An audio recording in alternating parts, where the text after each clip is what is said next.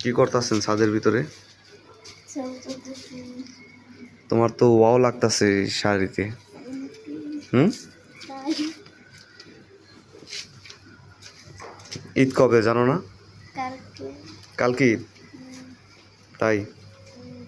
তা আজকে এত সাজগুজ? এমনিতে দেখেছি বৃষ্টি বৃষ্টি ভালো লাগতেছে না, তাই একটু শান্তি। ও আচ্ছা, আজকে তো আবহাওয়াটা অনেক ভালো। আবহাওয়াটা অনেক ভালো। কিভাবে বলছো আজকে চাঁদ রাত মানুষ ঈদ করবে?